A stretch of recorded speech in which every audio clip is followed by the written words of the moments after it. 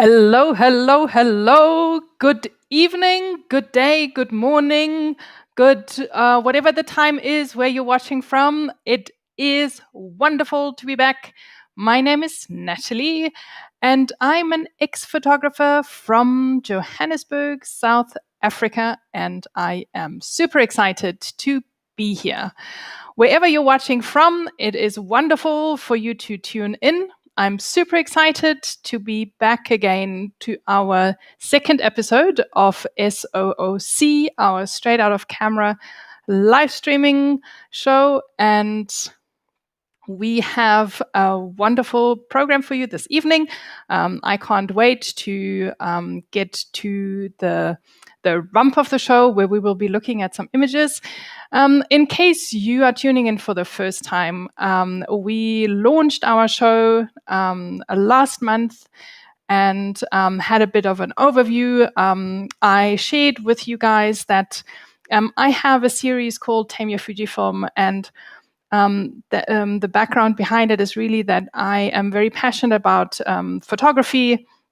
And I want to get everyone involved to make shooting with your Fujifilm camera super easy and fun, and get you to shoot images rather than to edit them. And together with that, what I think works really, really well is that you use in-camera JPEGs, which are so absolutely beautiful in our Fujifilm cameras. And that brought me to looking a little bit closer into straight out of camera, which is where, paths met together with Ritchie from Fuji X Weekly. And I don't even want to talk any more about it without him being here, because he is here himself. Hello, everyone. Evening, Ritchie. Hi, Nathalie. Hello, Ritchie. It is super awesome to have you with us this evening. Well, in my evening. You must be on your second or fifth cup of coffee, I guess. Yeah, I got my second one right here. Second one, fantastic. So it's still morning by you. You are coming to us from Utah. Yep. How are things going in Utah this morning? Oh, it's late summer. It's beautiful. The mountains are right outside. What I want to know is where everybody else is watching from. So if wherever you're viewing from, let us know in the comments. Type in where it is that you're tuning in from. Yes, we had our last show last week and were quite overwhelmed where everyone was tuning in from. Here we have Hamming Distance joining us, aus der Pfalz, a countryman. Greetings to Germany. I've just come back from there. I had the privilege to spend a couple of weeks there with my sister. So I've also enjoyed a little bit of summer. Just like also, I think it's Jorge from Denver, Colorado. So he gets to see the mountains too. Thank you for joining us this evening. And who else have we got here? Who else is watching? Randy from Tennessee. Hi, Randy. And we have someone watching from California, from sunny California. It's Sahand Naibaziz. So my apologies for any names coming up that I might mispronounce. We're trying our best, Ritchie and I think we both also have names that are a little bit more challenging, so we understand. We have, I think it's Nick D joining us. From Atlanta? Ritchie, where's this from? Atlanta, Georgia, I believe. Yeah. From Atlanta. Fabulous. Thank you so much for joining in. And all the way from the Czech Republic, we have Hello. Andre. Hello. Thank you so much for tuning in. And another countryman from Berlin. Hello, Eric. How are you doing this evening? This evening, yes, in your case. And Ritchie. Melvin from New York. Hi, Melvin. Thanks for tuning in. Okay, and then we have a jet setter. Björn, thank you for joining us. You're tuning in from Dubai and you've just been in New York. Well, that's good a big for trip. you. Yeah. It's great to have you with us. And then we have Duve from the Netherlands. That's a long distance. We are really, and Oliver from Frankfurt. I like Oliver. where everyone's tuning in from. There is quite a lot of audience from Germany. That makes my heart very proud. I'm glad you're all tuning in. But someone from Peru, Grant, excellent. Thank you so much for tuning in. It's wonderful to have people from all over the world, even Canberra, Australia. Stuart Steely, thank you for joining us. And Chili from Joburg. It's great to have you with us. Thank you so much for joining the show tonight. And then we have Lorraine from Durban, another South African. Wonderful. Do we have the South Africans and the Germans? And then we have RJ from Canada. Thank you for tuning in. Well, and what do you know? Someone from Vietnam, Hoang Minh, thank you so much for being with us this evening. Well, what's the time in Vietnam at the moment? I think it's late. It's got to be very late. Hello, Jay. And then there's Jay from Indianapolis. That's fabulous. Thank you so much for everyone for tuning in. It is an absolute pleasure to be here tonight. I'm really sorry. I need to ask my backup crew if there's any chance that we can up Ritchie's volume because I'm really struggling to hear him. Okay. There we go. I think this is a little bit better. Thank you. All right. We want to make sure that this show is for you and is a platform for you to ask all the questions you want to ask and get all your answers, because we want you to familiarize yourselves with shooting straight out of camera, with the different recipes, with the beautiful recipes that Ritchie has created and made available on his wonderful blog, Fuji X Weekly. And he obviously he's got his YouTube channel and he's on Facebook and on Instagram, and he's got this wonderful app that he's created. And we use these recipes to help you guys along and be on this journey together where we can all try these different recipes and enjoy photography straight out of camera. If you've got any questions, please shoot them in the comments and we will make sure to answer them. I will make sure that I push all the difficult questions over to Ritchie. I'll try and answer the easy ones. Sounds good to me. Let's see what we can do. We're here to help you guys in the audience, and that's what this show is about. So don't hesitate to ask anything. We may not be able to get to it right away, but we'll try and answer all the questions. Exactly. If we don't get to them right away, we will make sure at the end of the show, towards the end of the show, we have some more time to also really get into the nitty-gritty bits. So if we don't get to answer your questions during the show, don't worry. We'll get to them a little bit later. We've got a few questions that came through, in the last show, but also throughout, us working with the recipes and through the different communities where people ask questions. So we pointed out a few that we thought we wanted to discuss in detail. And the first question, as you see on the screen here, is, should I still shoot RAW? Because we're talking all about JPEGs. What about the good old RAW file? Do we still want it? Or what's happening to it? Can I shoot that over to you, Ritchie, to start off with? So it's perfectly fine to shoot RAW. I shoot RAW plus JPEG. There was a time for about a year that I didn't shoot RAW and I just shot JPEG and focused on that. And it was a good experience, but what I found is sometimes I did want that RAW file to reprocess in camera or to use for another purpose. And so I think it's fine to keep it. I think it's good to keep it as a backup, even if you don't ever really use it. So for me, I usually keep the RAW files for a period of time, might be a few months, and then I'll end up deleting them. I don't keep them full time because that's a lot of storage, and I just want to avoid that. But that's just me personally. Everybody's different. There's no right or wrong way to do it. So if you want to shoot RAW, shoot RAW. If you want to shoot JPEG, shoot JPEG. My personal recommendation is RAW plus JPEG, and that works for me really well. You'll have to find what works best for you and your photography, since everybody's situation is different. Yeah, that's a very good point where I would like to just add in everything that we are talking about here is just recommendations.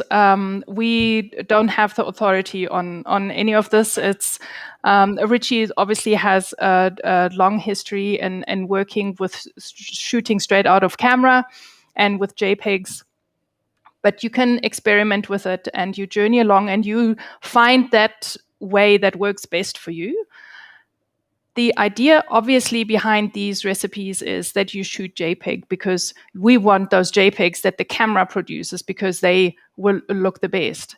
But if you feel you still want to keep your options open and you want to do other things or you want to experiment, then you keep your RAW files. And I must tell you, Ritchie, it was now one of these last shoots where for the first time I also shoot RAW and JPEG, and I deleted my RAW files, and it was just like, it was such a eureka moment for me. I really enjoyed it a lot. I'm like, buy all that data. I love you JPEGs.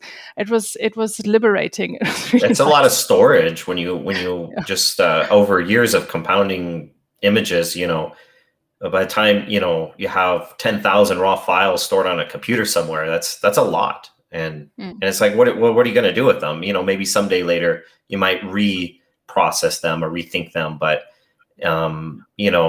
I like not having that restriction, that data usage, all that memory being taken up. The JPEGs take up a lot less space. They're so much quicker to deal with when it comes to electronics and stuff. So for me, I leave the raw files on the SD card, and then when the SD card gets full, I will just erase them all, erase everything, start fresh, and so I usually keep the raw files just for that long, as long as it takes to get the memory card full, and that's it. And it can be kind of a scary experience the first time you erase everything, that's on there, but it's also kind of liberating too. Yes, definitely. It's worth an experience. I can only recommend it. Okay, on to our next question. We have people have asked, how can they set a white balance shift in cameras where this is not possible to be done in the custom settings? So some of Ritchie's recipes ask for a white balance shift to be set, and the especially the older model cameras do not allow for that to be saved in your C1 to C7 custom menus. And Ritchie will enlighten us, and we will show you how you can compensate for that, or how you can deal with that if you are, for example, working with an X-T2, which is the sample camera that we will be using to show you. Yeah, so this is one of the biggest things, and I'm glad Fujifilm fixed it, starting with the X Pro 3. So if you have an X Pro 3 or newer, you can save the white balance shift with each custom preset. But if the camera is older than that, you can't. And so there's a couple of different strategies in order to do this. One is that the camera will remember one white balance shift per white balance. So if each of the C1 through C7 custom presets, if each one uses a different white balance, one uses auto, another uses daylight, another one uses fluorescent 1, another one uses a Kelvin value, and so on. If each of the 7 uses a different white balance, then the camera will remember the shift for each one. So that's most ideal, but it's also most limiting because, there's a lot of recipes only have 1 or 2 options for each of those settings. Auto and daylight are probably the most common, as well as Kelvin. So if you have like 3 recipes that are your favorites that all use daylight white balance, for example, then you have to choose just which one you like. The other thing is if 2 share the same white balance and white balance shift, obviously you can do that. There's a few that are like that. But a lot of times that solution doesn't work for a lot of people. So the way to do it, if you want to bring back that camera view, if you go into the custom settings for those cameras that have the ability to name them, you can go in and put the white balance shift into the custom name so that you remember. So if you want to bring that back up, Natalie, we can take a look at that. Oh, okay, we've got a question here from Björn, who's asking, never once allow custom white balance, I believe. Sorry, there's a typo. Newer ones allow custom white balance. I believe it's the X100V, the XS10, and the XE4. Yes, I think that is correct. And the X Pro 3. Yeah, so you in the X Pro 3, XT4, X100V, XS10, XE4, you can save the white balance and the white balance shift into each custom preset.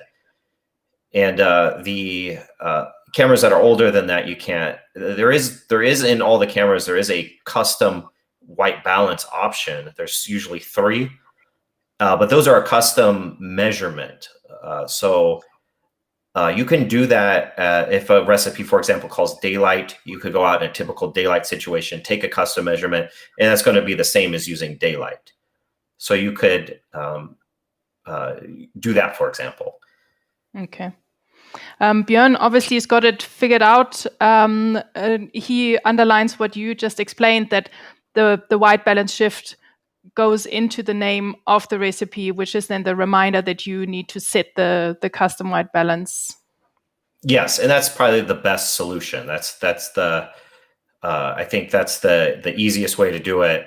And not every camera has that option to name the recipe or name the custom preset. Some of the older cameras don't have that, but for those cameras that do, so if you put the name and then you put R4B, M4, or whatever it is, whatever the in the case of Kodachrome II, it would be R3. You could do B-4, something like that, and that will remind you to change it whenever you change the white balance shift, whenever you change the recipe. And the other thing I found helpful is actually setting a custom button to pull up white balance. Some cameras have that kind of as a default, some don't. But if your camera doesn't have that as a default button, then setting a custom button to bring up white balance helps get to that, changing the shift easier. Okay. Should we show the viewers one of the options that they can go through on the XT2? Sure. So if you bring up the custom settings on here, for example, at the bottom of the IQ menu. Okay, so I'm in the IQ menu, and then I select. So edit, save custom settings. Correct.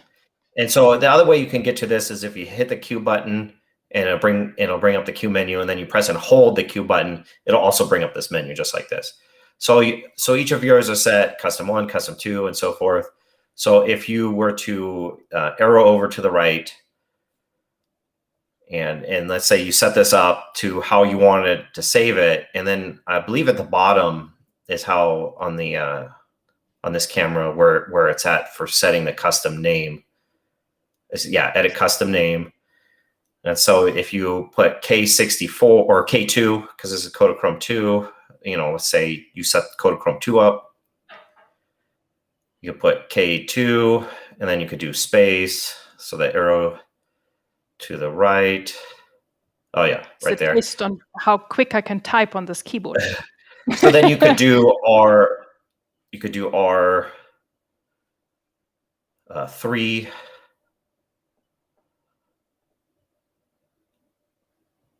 And then B. Oops. Dash. Or you could use M instead of dash, but dash is probably a good one. Dash and 4. Okay. So and just for people who are new to this means that your Kodachrome 2, this is the Kodachrome 2 recipe that we are discussing this month. And this would remind you that your reds must be set to +3 and your blues must be set to -4. Yeah. Correct. And then when you hit set. And then we hit set. And then you hit the back button to save it.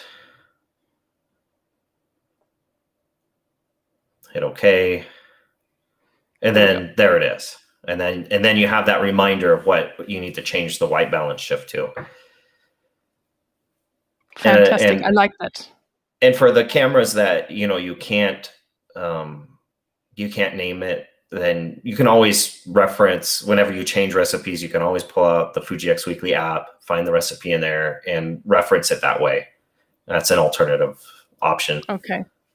We will show something else on the app just now. So then we'll go in there and we can also show that option in the app. Okay, fantastic. Are there any questions to that from the audience, or does that make sense the way we've gone through this? Were we too quick, too slow? Most ideal is that you have one of the newest cameras, obviously, that can save it. And, and I do hope that maybe Fujifilm does offer a firmware update in the future for some of the older models to add that ability. That would be absolutely wonderful if they did that. Yes, please, Fujifilm, if you are listening. We're asking pretty please. Yeah.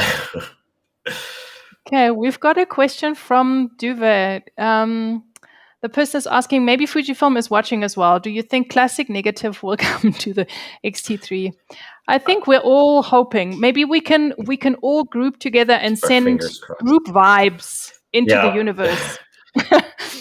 And maybe they will land in Tokyo. Who knows? Yeah, it's been rumored for a couple of years now, I think, that it would come, but it hasn't. And right now, and kind of what I've heard is that Fujifilm has had so many new cameras come out that they've kind of focused their attention. The team that does the firmware updates is the same team that programs the new cameras.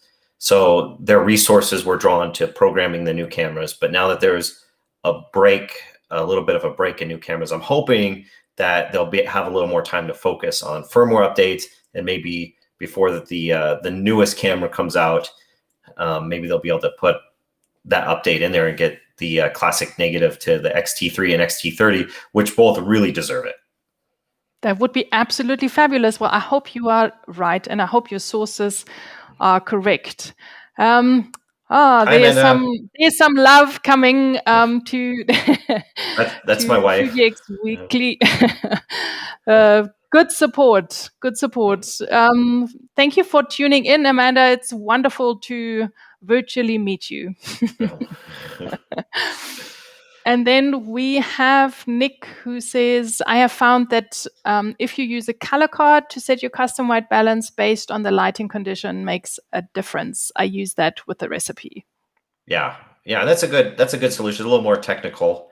but you can use a card to do a measurement to change the make the custom white balance be the same as a different white balance that might be calling for. So the custom measurement can then match the white balance that the recipe calls for. If it's something other than auto, that's a way to do it. Yes. Fabulous. And then we have RP, who says, any timeline on allowing the app to store personal recipes? Ooh, that's a great question. So that's in the works. There's a great update that's going to be coming. I have a few different projects that I'm working on that will be great for the Fujifilm community, will be great for the photography community. And hopefully, I'm really hoping before the end of the year, maybe sometime in the fall, to get the next update out on the app. And it'll bring some great functionality, some really cool new tools and features. And having like a blank recipe card is that you can plug in your own settings on is definitely in the works. It's one of the things that I'm really looking forward to bringing to the app. That sounds absolutely fantastic. I can't wait. Just like I'm sure so many others. We love updates. And I'm working on actually what I think is really great is I'm working on the ability to be able to even take those those custom recipes that somebody programs in with their blank card and be able to take that file and download it and share it with somebody else who has the app. And then, if somebody else wants to use that recipe that somebody else created, they could do that. Fabulous. Excellent. So, and I just wanted to give a shout out to Sanchez, who's tuning in from Moscow. Thank you. That's an unusual place. I'm very happy that you are tuning in. It's absolutely, I want to say again, it's absolutely wonderful to be speaking to. It feels like we're speaking to the whole world. So that's absolutely the whole world. Fantastic. And what's amazing is that some places it's nighttime. It's pretty darn late. And some of these places, I'm sure it's pretty late in Moscow right now. And for people to stay up and give up a little bit of rest to tune in is that's an honor. I mean, that's a real honor. Yes, absolutely. It definitely is. So here's a question that I have also been trying to wrap my head around, if I can be that straightforward. How do I know which recipe I shot a certain JPEG in? So it's all great that we get excited, we load a recipe, we start shooting, and next time around we go. And then the next time around, and we shot a couple of times, and then we download the pictures, and maybe we've changed recipes here, there, and everywhere because we're just so happy to use these recipes, and we love them all. And then we're like, oh, golly gosh, I don't remember which was this recipe and that recipe. Because once you've downloaded them onto your computer, or you transferred them with the app to your phone, it's not necessarily so straightforward anymore to know which recipe you've used if you're not tuned in with your eyes as well as Ritchie is. Well, and I've had that problem before where I had two recipes that produce like very similar results, and I used both on a trip, and I got back and I'm like, well, wait, which one's which? I'm not 100% sure. There's a few different strategies for this, and one that I've kind of applied to myself is that I try not to use, even though you can save 7 recipes, C1 through C7 on your camera, is to not use all 7 while you're out photographing. You pick maybe 3 that you really like and use those 3 or 2 or 4 or however many, but it makes it a lot easier to keep track that way. The other thing is, in your camera, when you hit the play button and you're viewing an image, if you arrow up, it'll display all the settings that were used for that picture. So it doesn't tell you what the custom preset was that you used, but you can look at it and see all the settings and then deduce which recipe it was based off of that. Yeah. Another great way is, back when we shot a lot of film way back then. It was very common to keep field notes. You'd have a little journal or piece of paper or something. You would write down, what aperture you used, the shutter speed, maybe the time of day and all that kind of stuff for each shot, because the camera didn't record it. The film didn't record that information. So if you wanted that information, you had to write it down.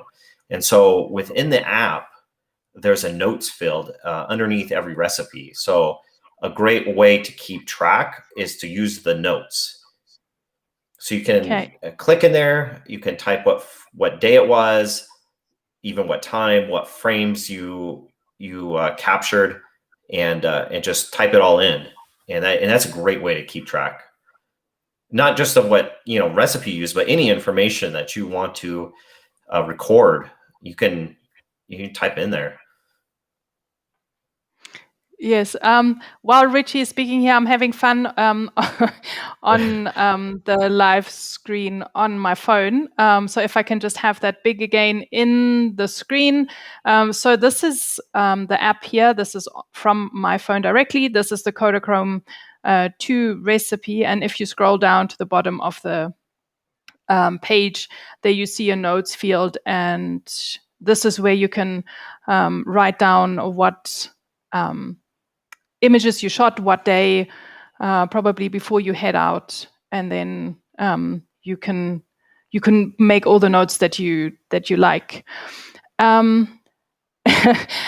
Tutaj says, for me, 7 slots is definitely not enough. I'm sure a lot of people will agree with you. I wanted to add to this, though, because Ritchie made a very good point right in the beginning, and that was that you should limit yourself, even though you have 7 recipes that you can load at a time, or maybe other people would like to add a few more. And this is kind of the basis of the show, is that we're looking at one recipe at a time, especially in the beginning.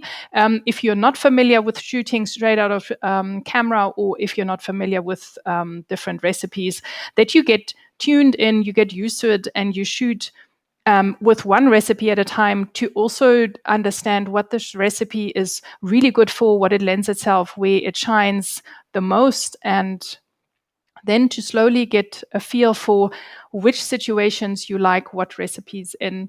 And that way it'll also get a lot easier to keep a handle on what recipe you used with your shots. Something that I tried in the very beginning, and it works for me, because I'm not very good with writing notes. I wasn't when I was shooting film.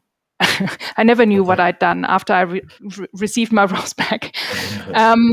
And so I'm going to definitely try this notes, but I would always take a photograph of the recipe before I start shooting, or in the middle when I forgot right in the beginning, because I was too excited and I started shooting, and then I forgot that I actually wanted to take a reference shot. But this is what I've been doing, and and that's a great method for different folks. That you take works. before you take the first picture, you make the first picture a picture of the recipe, like on the app, and then from that point until the next shot of whatever the next recipe is, that you use that one. Yes, correct. So that definitely works for me. So you have a few different ones to choose from, and you can definitely make use of the app in many different ways. On to our next question. People are asking, because we're talking about shooting straight out of camera, because we, do people think, can we now not edit those pictures anymore? And so the question is, do we still edit JPEGs straight out of camera? If we, what can we edit? Is it then still straight out of camera? Is it not? Is it important that it is straight out of camera? Do you want to maybe start off with this one, Ritchie? Sure. So, you got to find what works for you and your photography. There's no right or wrong way. And there's different methods, and there's not one that's better than the other, just what works for you. For me, I don't edit the pictures other than cropping. As 95 or more % of the time, that's all it is my editing is a minor crop or tilt or something like that. and then it's straight out of camera otherwise. It's not wrong to edit the JPEGs. There's actually quite a bit of latitude within the JPEGs, a lot more than people realize. There's people who do that. Valandez recently posted a video where he was using the Portra 400 recipe, and then he was going in to, I forget if it was Lightroom or Capture One, and he was making some small edits to make it more like exactly how he wanted it. And my wife is another example of this. She will shoot with a recipe or some JPEG settings, and then she'll take the JPEGs and put it into Capture One and do some minor tweaking that way. So it's perfectly fine to edit the JPEGs, and there's a lot of room for editing the JPEGs. They hold up pretty well. And if that works for you, that's what you should do. But if for me, I prefer the freedom of not editing the JPEGs because it makes me so much more productive not sitting in front of a computer. I prefer not to sit in front of a computer if I don't have to. And it just saves me so much time. I'm able to spend that with my family. I just lost the video. Hold on a second. You went all test pattern on us. Sorry, Ritchie. We can still hear you, but the picture's back. I can't. I was shooting this on I got the. Sorry, I got to apologize for this. So I was using an XE4, and I guess it overheated. So I got to let it rest a little bit. I'm using just the regular FaceTime camera, which isn't the best quality. But what I was saying is that if the and now you can see my Fujifilm shirt that I've been wearing. So there is an upside to everything. There is an upside. So hopefully the camera cools off a little bit, and I can turn it back on, and then you will get the better video quality. But you got to find what works for you. And for me, I prefer the straight out of camera JPEGs because it saves me time, and I find the process to be more enjoyable for me. But that doesn't mean that that's what's best for you. So if you want to edit the JPEGs, then by all means go ahead and do that. If you don't want to, which is my preferred method, then don't. And I think you'll find it saves you a lot of time, and it'll allow you to be more productive, allow you to have more time with your family, allow you more time to take more pictures, that kind of stuff. So just whatever works for you. Yes. Oh yeah, that's very important. Especially for me, I have 4 kids. I need to spend time with my wife. You can see the lens of the right there. Anyways, and I have a job, a day job. So my time is very limited, and I couldn't do all this if it wasn't for the straight out of camera JPEG. Yeah. Yes, you do a lot of things all at the same time. We've got a question from Tutaj who's asking, do you think it's possible to mimic a Lomo purple style on Fuji cameras? Oh, that's a great question. So I actually have tried, and I wasn't successful. I won't say that it's not possible, but it is a difficult one to try and replicate. And that's why I'm very happy to try again and see maybe a different approach would work better. But it is a tough one to get that to look right, because it's not infrared, but it's almost has an infrared look to it. So it's kind of it's definitely a tougher one to mimic. Yeah. I appreciate the suggestion though. I'm always looking for good suggestions. Okay. There's a shout out from Paul. I'm sure he wrote this comment a little bit earlier on in the show. He's saying, looking forward to the show. Thank you so much, Paul. It's great to have you with us. He's asking, when it comes to recipes, are all cameras built equally, or do you find the results better on some over others? So I think Paul's asking if you use the same settings, are the JPEGs better in one camera over another? So if you have cameras are generally in kind of like generations. So if you have the X-Trans 4, it generally is the same, although the XT3 and the XT30 kind of fall into their own category. They're kind of separate. So if you have X Pro 3 or newer up to the XE4, all of those, the quality that comes out of the camera is identical. There's not a difference. If the lenses were the same on them, you wouldn't be able to distinguish one from the other. And the same for like X-Trans 3. They all look the same. The XH1 is kind of in a slightly different category because it has Eterna, and the other ones don't. But aside from that, the options and the quality and everything, the look that you'll get out of the camera, everything being equal, would be the same. X-Trans 2, it's the same thing, but there are some models, especially the ones with the smaller sensors. Yeah, Richie, there's a question. It was a gift from my wife, so I'm not 100% sure where you get the shirt from, but she can start a merch line.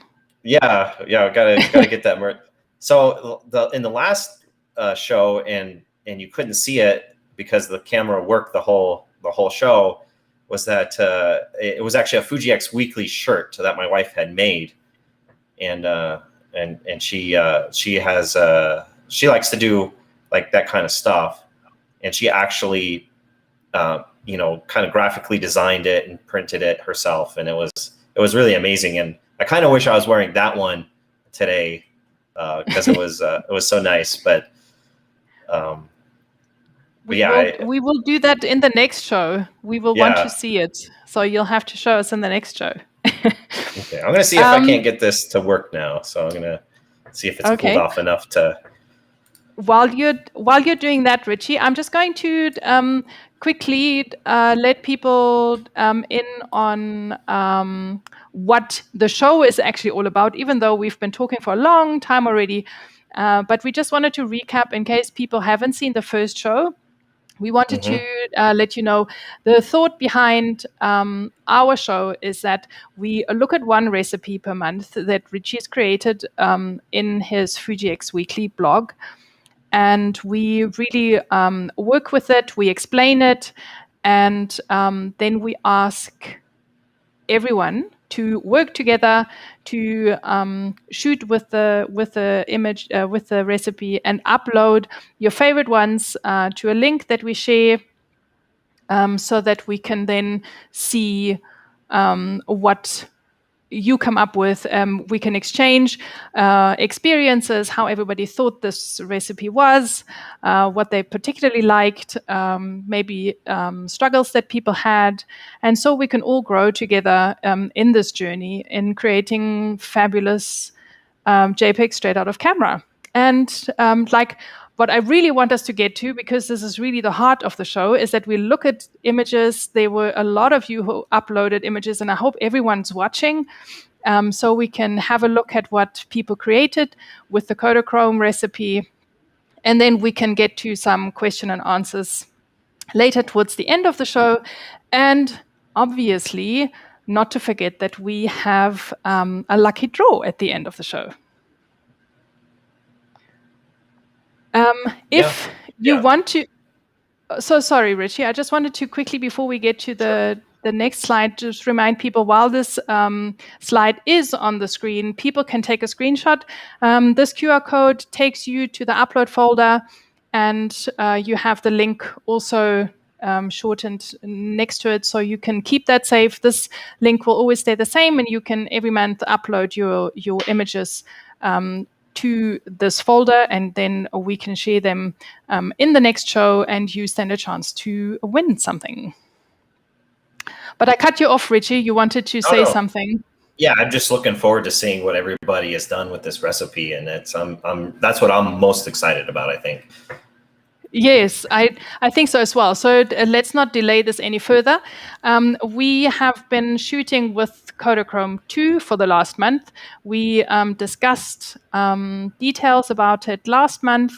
I also just want to quickly go through some of the images that Richie and I have shot, so that we can point out a few things that we particularly like about this recipe. So over to you, Richie. This is your image. Tell us a little bit about it.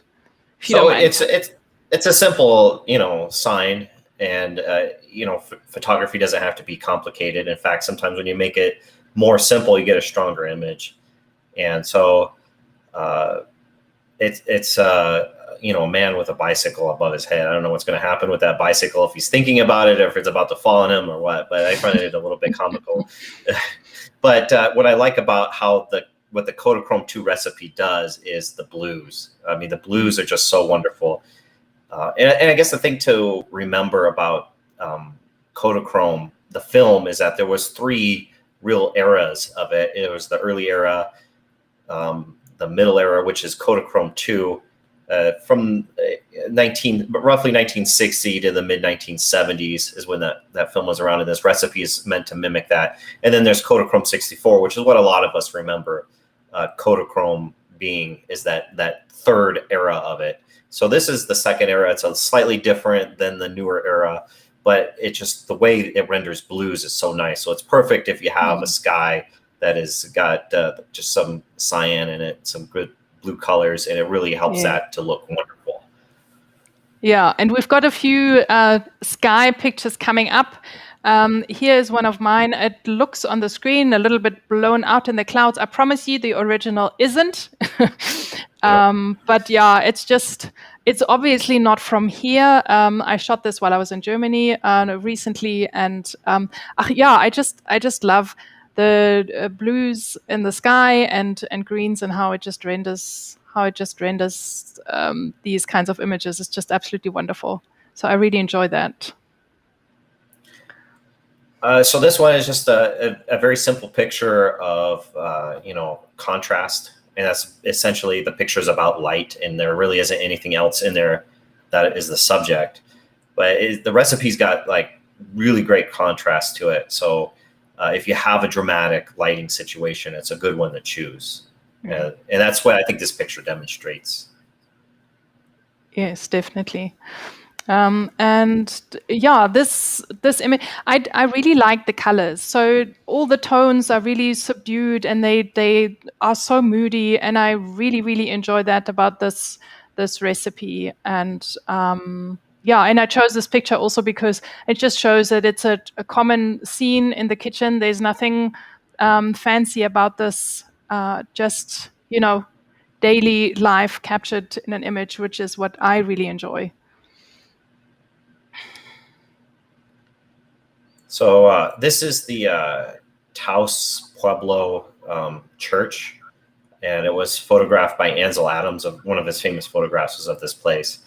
And this is when I had first invented the Kodachrome II recipe. So this is not a new picture. It's in New Mexico. But I really love the way that it rendered the colors of the scene. It just was so perfect for it. Yeah, I think we can move to the next picture.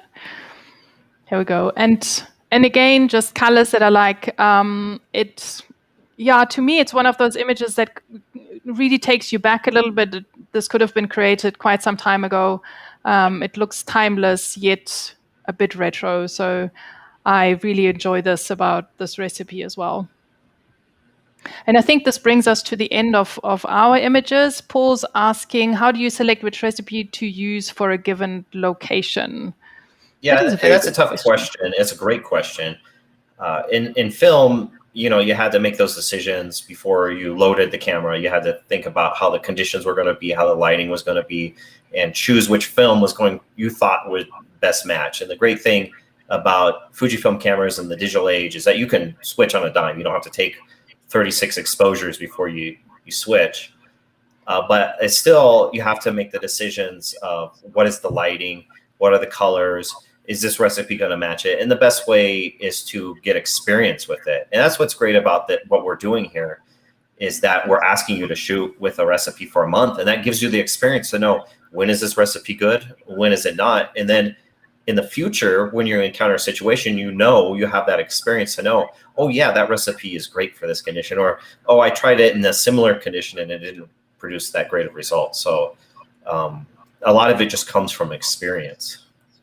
I love that, how you wrap that up and how you brought that show into the answer of this. It's really nice. Excellent. And we've got another question from Vernon, who's asking, is there a Fuji 400H recipe for weddings, and can we shoot an entire wedding with a recipe? There is, if you have, I believe it's compatible with the X Pro 3 and newer. If you have an X Pro 3 or newer camera, then there is a great recipe. Can you shoot the whole wedding? Maybe. It kind of depends on the lighting situation. If there's like if it's an indoor wedding and there's some artificial light, it may cause it to turn yellow. So in the film days, you had either daylight balance film or tungsten balance film. And a lot of times you would use a color filter to either warm it or cool it to try and match changing lighting conditions. In today's cameras, we have like auto white balance. So if you find that the recipe is not working for the light in the scene, it's okay to change the white balance to make it work. So don't be afraid if it calls for daylight and the light is strange to change it to tungsten or auto or something like that to get the results that you want. At this point in time, there is no straight out of camera police. So no, you're not that I'm aware you're of. not gonna get incarcerated if you tweak images. But I think we're all really keen to see what viewers have uploaded and shared with us. So we've prepared a slideshow to look at that, and we want to give a shout out to everyone. So I think we'll bounce between the two of us, Ritchie, and just go through these images. Sure. And so people are more than welcome to comment. And if you are watching, please let us know so that we can give a shout out to you. And thank you for participating. So over to you, Ritchie. Oh yeah, this picture, I love the red. How it rendered the reds in this picture is just absolutely wonderful. That's what strikes me the most about this image is just those great reds. Yeah, and we want to just give a shout out to Space Cadet. I assume he or she is South African because it's a South African scene that I recognize. So thank you so much for uploading. And then we have at TK Photo SZ. I assume is the Instagram handle. Thank you for uploading the images of this beautiful cat. I love first of all, the tones in the image. And then for me, it also shows it's like cats are not easy to photograph and you need to quickly grab your camera and grab a shot. So to me, this shows that you have your camera with you everywhere and it makes your everyday photography with this recipe so much easier. So thank you so much for sharing this image with us. Oh, look at that's some great light, great use of light. And I love the leading lines of the shadows that I guess from the doorway that go from the bottom corners and in and draw you into, and then you discover the person that's there. I just really love this image, and you can see that the recipe served it really well. Yes. So a big shout out to Thomas for sending that image. And then we have Will, who shared this image with us, who, maybe it's his home or maybe it's a place that he visited. It's definitely a beautiful image. I love the desaturated colors in this, and the ducks in the foreground just pull it out the ballpark for me. So thank you so much for your submission. So this one is Hein, I think is how you pronounce that. And to come across the group of horses running along the ocean is, you would have to grab your camera. If you didn't have it with you, you would be kicking yourself. And but what makes this image work for me is the dog in the water on the bottom left. That brings that drama. He's running towards the horses. There's adventure. Such a great picture. I love this one. And then thanks to Paul for your submission. Go and grow. I absolutely love this. First of all, it's a really cool image. And I love this message, which I feel like it's like for all of us. It's like go and shoot straight out of camera and grow with the process. So I absolutely love that. Thank you so much for submitting your image. We're all growing on this journey together, and that's what's great. Yeah. And then Craig captured this basketball hoop, and it's just ordinary things. You might maybe at the park or around your home can be great photography subjects, and especially in dramatic lighting, which obviously it was either early morning or late evening. when this was captured, and it just looks so good. I like the composition of it being kind of tilted on an angle, causing a little bit of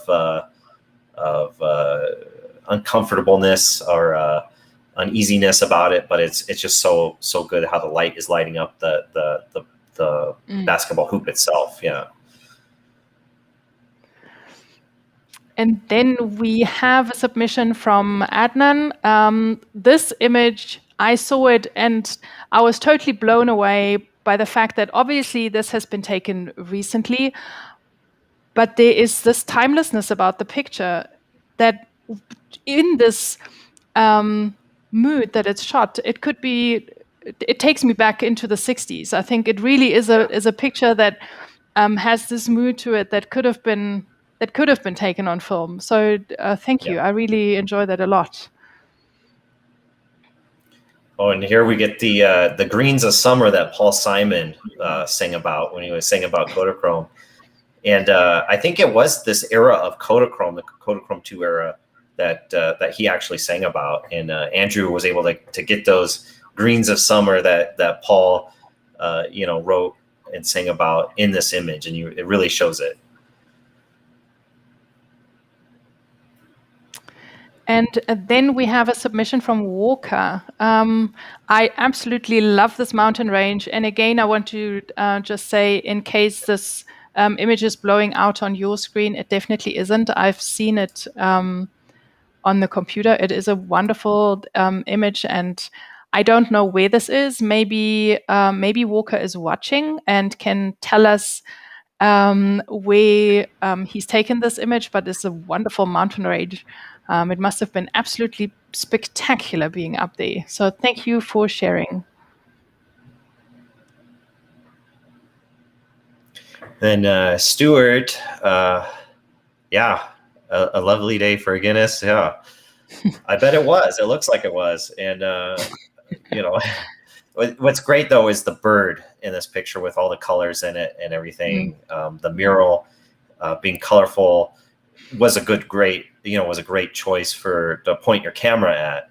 And this recipe did a great job of capturing the yellow and the pole in the forefront and on the bird and the red. It just all comes together really well. Hello, DJ.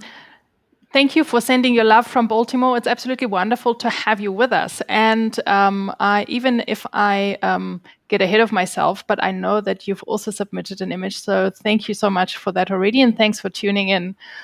But we're looking at the picture of Stefan, who sent us this image, which I absolutely adore. And I get those timeless 1960s look pictures, which again, this I think it's the yellow of this concrete that reminded me of the fact that could be like a movie scene, and I'm expecting a lady to walk up these stairs with like a pink full bodysuit and a bathing cap with flowers on it or something. How you used to wear it in the 60s, but I guess my imagination is getting carried away with me there.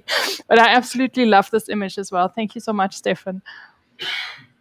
Oh, this is a great vista. You see, your eyes are first drawn to the town or city or buildings that are down there in the countryside and all the trees. But what you come to notice after you kind of explore the image is down at the bottom left. There's a couple of people just hanging out, just chilling on the wall, and it looks like just a wonderful place to spend an afternoon. Yeah, a great image indeed. As is this one, which Björn sent, and I think he's also watching. Thank you so much for sharing this picture with us. I absolutely love it. It's so nice the way you've captured the scene with the shadows and the message in there. It's really wonderful. Well done. Thank you. Yeah, and so I guess the recipe can do really well in different lighting scenarios, and in natural light it shines, and it can do well under artificial light or indoor light. And that's a great thing about this recipe is it's very versatile in that way, and this picture demonstrates that for sure. Yes, and if I can just also add, because I think someone asked earlier if you can use Flash with your film simulations, and I think this picture is a great showcase for that. That Yeah. obviously there are no restrictions on how you use those recipes Hmm. at all. And I think it's Gert who sent this picture. It's a wonderful scene, a wonderful German scene. It's maybe from Munich. And yeah, I love the feel that you get from this picture and the colors. And again, these desaturated colors. And yeah, thank you. Great capture. Oh, now I want to go to the beach. Yeah. Magnus was obviously there recently, and you get that bright summer feel, kind of, the colors being slightly desaturated, really lends itself to this. If you're using Velvia or something like that, it would just be overwhelmingly vibrant. And but to tone that down with a recipe like Kodachrome II is a really good solution to that, and it worked out well in this case for sure. Oh, and then we have a comment from Frank who says, "Thank you very much for giving photographers so nice comments to their pictures. I love Fuji X Weekly. I love what Ritchie does for the Fujifilm community. All thumbs up and greetings from Ostfriesland in Germany." Thank you, Frank. Well, thank you, Thank you so Frank. much. Right back at you. Yeah, that's it's so nice. We're all in this community together, and it is a true community. That's what's great about it. I don't know if this really exists. We're talking about a brand of camera. I don't know if this really exists in other brands like it does in Fujifilm. It's just such a great thing. Yeah, well, I definitely love the journey that I've had with this brand and in the community, and I'm really, really happy that we are able to do this. And I'm very grateful to you, Ritchie, that you take so much time and effort to share this and be here with me. It's really, really wonderful. But I'm getting totally sidetracked and too excited. We have Henning's submission. He is also capturing a scene here in Germany because on the sign it says Lebensgefahr, which means like danger of life, I guess. And there's a man falling in something. And again, we're looking at the greens, these really awesome greens, which are maybe a little bit too nice compared to the sign that is in the scene. So I love the paradox of what we're looking at. So really nice image. Yeah, so photography is often about light and shadow, and to be able to isolate the subject in an area where it's bright and then have everything else dark, removes those distractions.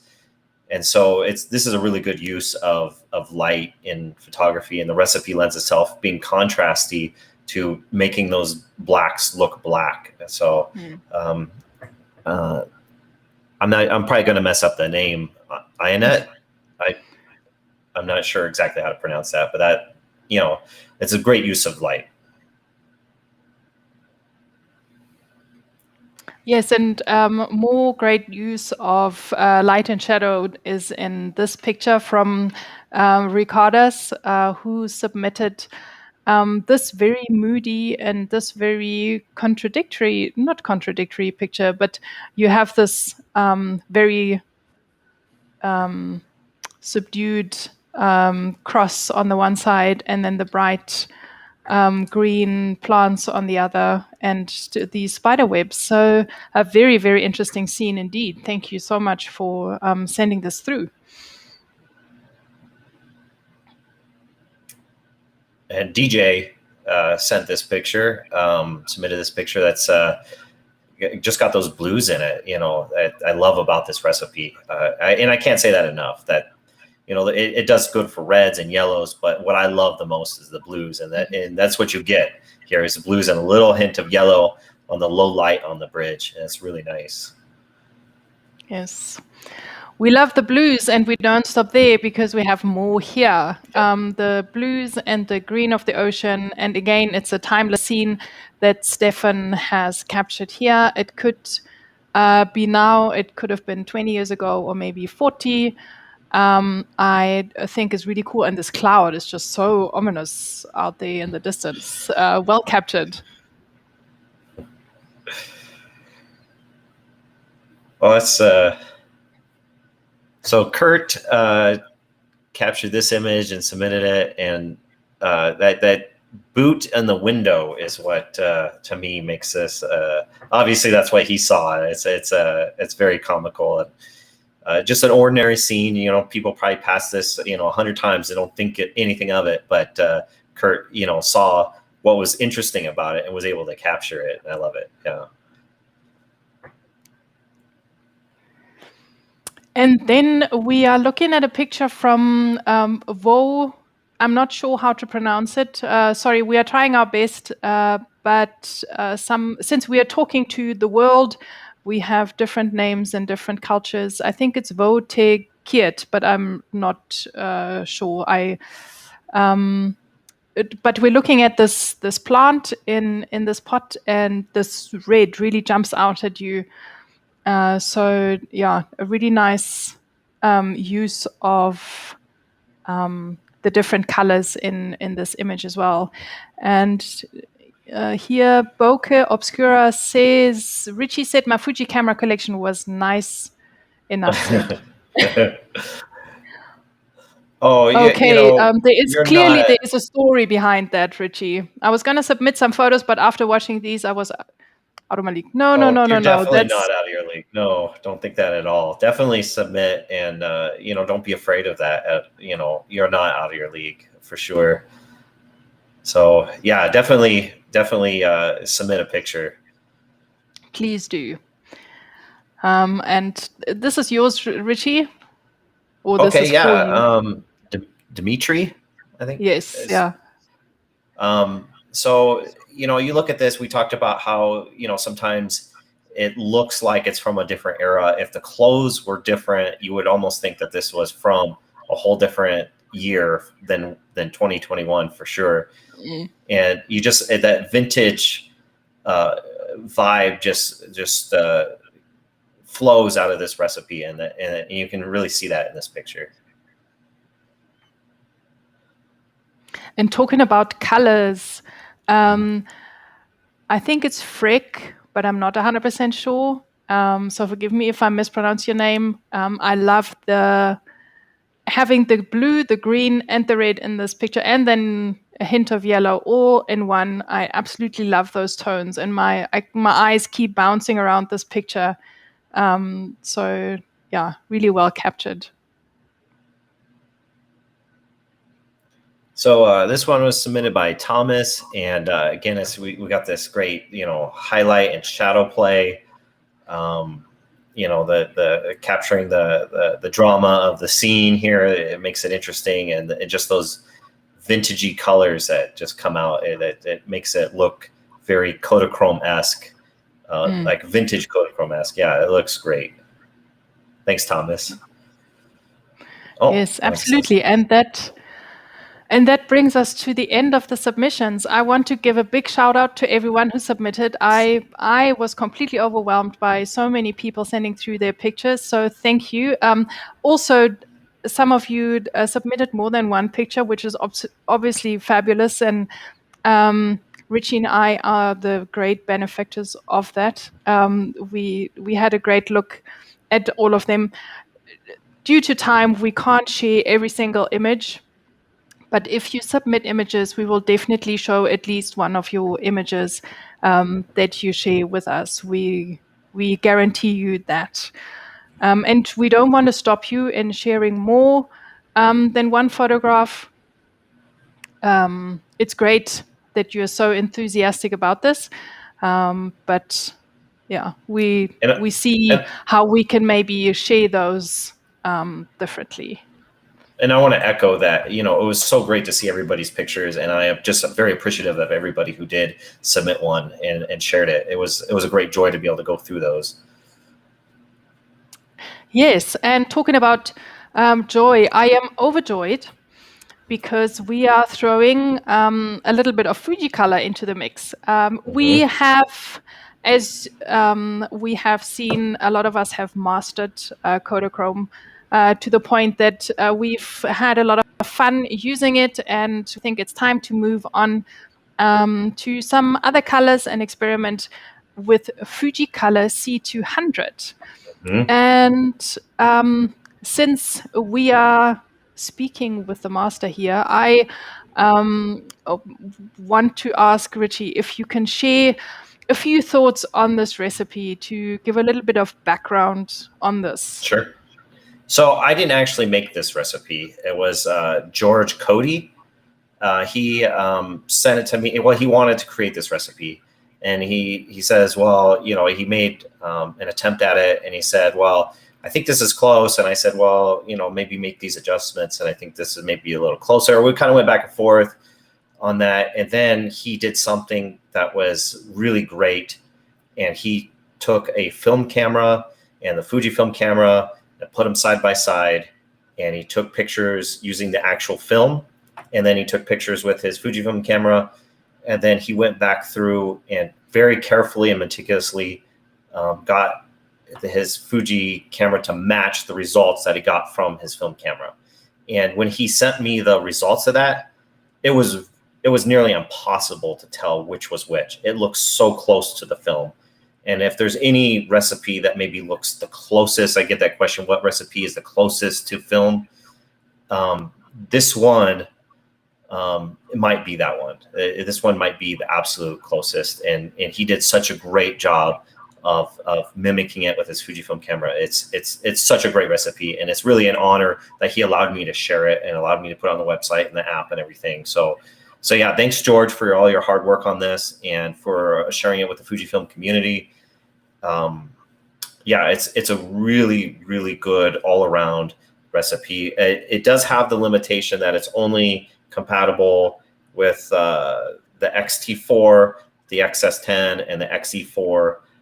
But you can make some small modifications and use it on your X100V and X Pro 3. It's in the website, and that's a good thing. We talked about the notes in the app. Another way you can use it is for this recipe. You can make those small adjustments to it to make it for those cameras. So if you have an X100V or if you have an X Pro 3, just make those small adjustments. Put those in the notes section so you know what the adjustment is. I think it's just shadow and highlight is the only thing that's different. So if you have an X Pro 3 or an X100V, you set highlight to 0 and shadow to -1, and it is very, very close. So obviously these are some limitations. I also know that some viewers have used slightly different settings to adapt to their cameras. Yes. So maybe there are some other workarounds that we can get to over this month. The reason why we thought it was great to go with this recipe is going from Kodachrome, which is definitely a film that is no longer available, can't be shot anymore, can't be found, can't be developed, to Fujifilm C200, which is a film that you still find today in the shops. And I'm proud to say that I own a roll of film as well. I got so excited about it that I had to buy it. It's available worldwide. It's a very common film. It's also compared to Kodachrome, which was, is it right to say, more of an refined film? Kodachrome, Fujicolor C200 is a very easily available, affordable film for everyday use. Kodachrome was considered more of a professional film, while the C200 is more of a consumer film, which means that it's also affordable. So if somebody out there has been wanting to try film photography but hasn't, I mean, this is a good film to start with. Yes. Kodachrome, obviously, like you said, you can't buy it, you can't develop it. It's gone, unless Kodak brings it back. It's The only way to shoot it is to simulate it digitally. Yes. But C200 is readily available. Yeah. So if you have any questions regarding this, if you want to adapt to your camera, then, shout out, don't hesitate, send us a question. We'll make a plan and make sure that you produce some images that you can upload for the next show. But speaking of images, we've got some samples so that you get an idea as to how beautiful your images will look when you shoot in Fujicolor C200. And it's over to you, Ritchie. This is your image. Yeah, this was captured in the spring. It was right a few steps from my house, park across the street, and just the vibrant colors of spring and the sky and everything. It just all came together really well for this image. But it gives you an idea of what this recipe will produce, especially when it comes to like pinks and reds and blues and stuff. It's really pretty. And I shot this image not too long ago at a visit on a game farm. What I really enjoy about this recipe is the warm tone that it gives your images. And I was on this farm. It wasn't necessarily the best time of day to shoot photographs, so the light was really harsh. But I found that this recipe really lent itself to, enhance the scene and really bring out the reds in the street, in the road, as well. And so this picture, you see the dramatic sky, and once again, it looks blown out on here, but it's not in real life. If you see the picture, it's not anything like that. I shot this to a fence; it's fenced off, so I couldn't get any closer. But just including like the red, I really was drawn to the red sand and gravel machinery there. Used the telephone, cell phone tower as a compositional element, but just how it renders like that red and even the greens and stuff, it works really well. Yeah, I love that scene. It's like a really scenic, extremely scenic and picturesque for a factory. Yeah. This is a lunch stop not too long ago. I think it's the first time I shot with Fujicolor C200, and I absolutely loved how it brought across the richness in food, and I really enjoyed that a lot. This is just a typical neighborhood in Park City, Utah. It's got colorful buildings and picturesque and stuff. This was not any sort of special lighting or anything like that. It was probably close to noon, you can see that the colors look really good, even in the wrong kind of light. Yes. Yeah, that's what I enjoyed about it as well. And even shooting wildlife at the wrong time of day, because I was on this game farm to visit friends, and I had an XS10 to try out, I was able to get some great results as JPEGs as well. So I really, really enjoyed that a lot. And here's your opportunity again to take a screenshot if you haven't already. We would obviously love for you to join us again on this journey as we try out this new recipe. So you can screenshot this to get the QR code, to get the link, and hopefully soon share some of your images that you shot in Fujicolor C200 so that we can share them in the next show. Yeah, I'm really looking forward to all your guys' pictures. And so don't be afraid to submit. Even if you think, well, my picture's not good enough, whatever, please don't hesitate. We are not critting images at all. Please don't get the wrong idea. We simply just want to share in this wonderful community what different kinds of recipes bring. And we want to include you in this journey because this is really as much for you as it is for everybody else and us and myself, we're all in this journey together and can't do without your images. So we want to hear from you. And if you have any questions, any other comments, or if you've asked any questions earlier that we haven't answered yet, please shout out to us. So we've got a little bit more time to answer those right now. And yeah, for everyone who submitted their images, thank you so much. It's been absolutely wonderful.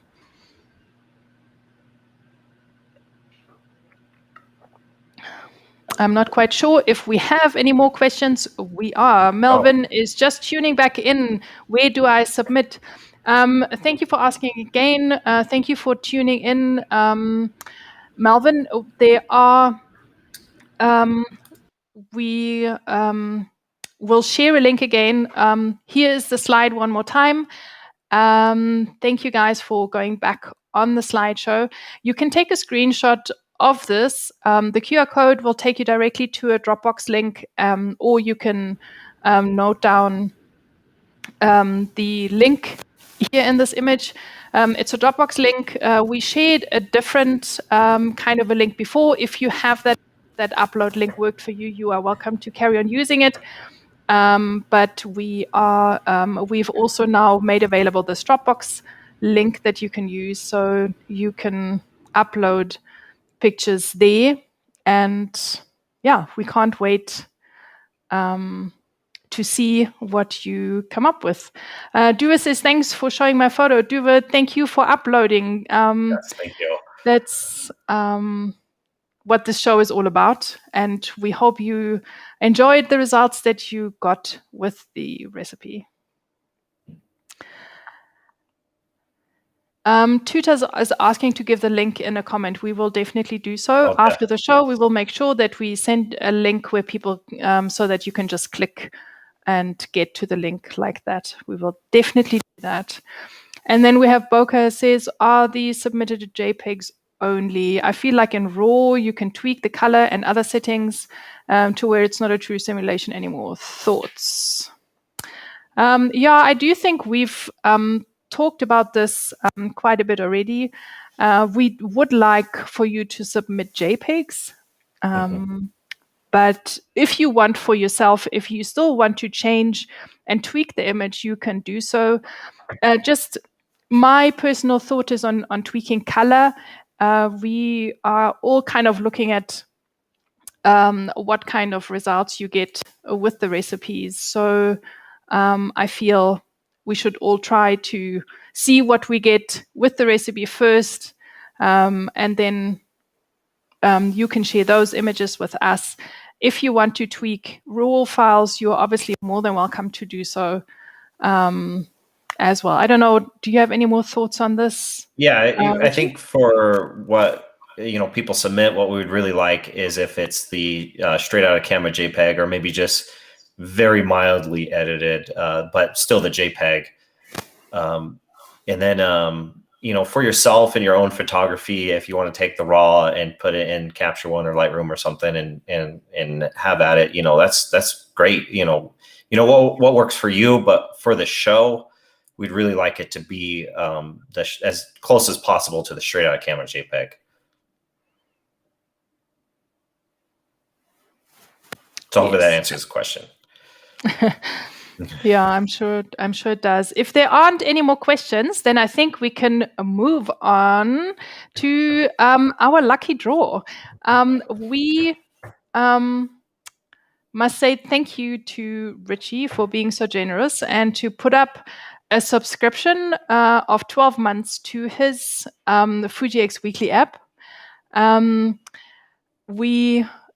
So Ritchie's been so kind as to give away one, as well as Fujifilm South Africa. So we have lots of prizes to give away in the upcoming shows. Tonight we are going to give away one subscription to one of the awesome people who've submitted their pictures. So here's another great incentive to share your images with us. And what we've done is we've taken all the names of people who've submitted and we put them on our very funky, colorful wheel of fortune here that we're going to spin. And whoever's name comes up will be our lucky winner this evening. So let's all cross fingers. And I think, should we spin the wheel, Ritchie? Yeah, let's give it a spin. See who wins. Okay, crossing my fingers for everyone. And we have our winner. It's Adnan Omanovic. Yay! Adnan, you are our winner for this evening. I hope you are watching. If you are, you can send us a comment in the comment section so we can give you a big shout out, which would be wonderful. But it is not necessarily a requirement that you are watching, because we want to, we want to make sure that you submit images, and we want to appreciate you for doing so. And so Adnan, he is maybe not watching this evening, and that's okay. But maybe if you are watching the show later on, you will see your name drawn right here. Mm-hmm. We will see that we can get in touch with you, or if someone is watching who knows him, can give a shout out. We will try and make contact to make sure that he knows that he won a prize this evening. And then we will get all the technicalities sorted out as well. Yeah, so, and definitely congratulations. And if you see that you won, leave a comment or get in touch with us so that we can get the prize to you. Yes, fantastic. And so this brings us to the end of the show. Again, Ritchie, we overshot our time. I can see that we have been speaking for almost an hour and a half again. Yeah, we doubled our time that we were intending. I hope it was a good experience for everybody. I hope it was worthwhile, for everybody watching. And I hope everybody kind of learned something and had a good time, a good experience. And as we journey together, we really appreciate that you're here, and we really appreciate that you tuned in. And I want to thank you for your time. Yes, I want to second that. It's been absolutely wonderful for everyone to be watching, and thank you for taking all this time out to be with us here this evening, or day or night or whatever time it is where you're watching from. It's been absolutely wonderful. Thank you. Björn says, thanks both, great work, hoping to catch up with you both somewhere around the world. That would be absolutely wonderful. That'd be wonderful. Thank you so much. And Chili says, or you guys can get in touch with him via Messenger. Thank you, Chili. We will definitely make sure to get in touch. I'm sure we will be able to contact him and make sure that he knows that he won this evening. Boca says, thank you. I'll have photos to submit next month. Awesome. Fantastic. Awesome. It's wonderful to hear that. Mark says, fantastic to you both. Best wishes. Thank you, Mark. Thank you. Stephen says, great watch. Thank you both so much. Thank you, Stephen. It's such a pleasure and honor. And it really is an everyone honor. Who's been tuning in. It's been absolutely wonderful. And I need to give a big, big shout out again to you, Ritchie.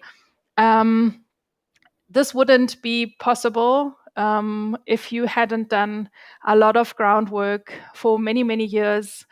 And even though you are a very busy man, you still find time to be here this evening. I'm honored. It's absolutely wonderful to have you on this journey with us. It's phenomenal. And yeah, it's absolutely great that you're sharing so much from your world with all of us. We are blessed to have you in this community. Thank you. I appreciate your kindness. Thank you. It means a lot. Thank you.